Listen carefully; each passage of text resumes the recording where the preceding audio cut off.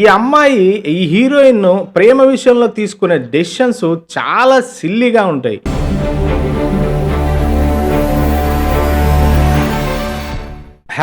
#Single ఈ cinema కథ పెద్ద పాయింట్ ఏం కాదు ఫ్రెండ్స్, చాలా ఈజీ పాయింట్.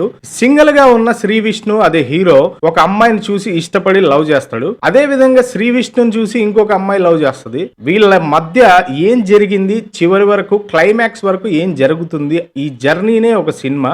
లాస్ట్ లో ఏం జరిగింది అనేది చాలా విచిత్రంగా ఎండింగ్ లో ఉంటది. ఈ సినిమాలో సోషల్ మీడియాలో ఈ మధ్య కాలంలో బాగా పాపులర్ అయిన డైలాగ్స్, మనం రెగ్యులర్ గా వాడే డైలాగ్స్ ని డైలాగ్స్ గా రాసుకున్నారు. ఈ పాయింట్ నాకు చాలా కొత్తగా అనిపించింది. డైలాగ్ రైటింగ్ చాలా కొత్తగా ఉంది. జోక్స్ చాలా చోట్ల బాగా పేలే. వెన్నెల కిషోర్ పర్ఫార్మెన్స్ గురించి మనందరికీ తెలిసిందే. వెన్నెల కిషోర్ క్యారెక్టర్ ఈ సినిమాలో చాలా ఇంపార్టెంట్. త్రూ అవుట్ సినిమా అంతా హీరో పక్కనే ఉంటాడు. నార్మల్ సీన్స్ ను కూడా వెన్నెల కిషోర్ గారు తన పర్ఫార్మెన్స్ తో ఎక్స్ట్రాడినరీగా కామెడీగా తెప్పించారు నవ్వుని.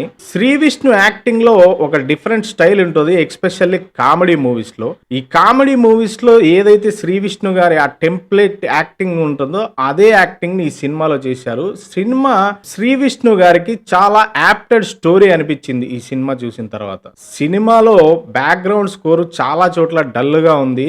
బాగా పండాల్సిన సీన్స్ కూడా కొన్ని చోట్ల చూస్తుంటే చాలా నీరసం వచ్చేసాయి. బ్యాక్గ్రౌండ్ స్కోర్ మీద కొంచెం దృష్టి పెట్టింటే ఇంకా ఈ సినిమా కొంచెం వేరే లెవెల్లో ఉండేది అనిపించింది. టెక్నికల్ వాల్యూస్ విషయంలో మాత్రం ఈ సినిమా ఫెయిల్యూర్ అయిందనే చెప్పాలి. ఎందుకంటే కెమెరా వర్క్ కానీ ఇవన్నీ చాలా నార్మల్గా ఉంటాయి. మనం ఏదో వెబ్ సిరీస్ ఇలాంటివి అంటే నార్మల్గా యూట్యూబ్లో చూస్తున్న వెబ్ సిరీస్లు ఇలాగే ఉంటుంది కానీ పెద్ద ప్రొడక్షన్ వాల్యూస్ మీద కానీ ఇంకొక చోట ఏం పెద్ద దృష్టి ఏం పెట్టలేదు. ఈ సినిమాలో శ్రీ విష్ణు ఒక హీరోయిన్ని నిబ్బి నిబ్బి అని పిలుస్తూ ఉంటాడు.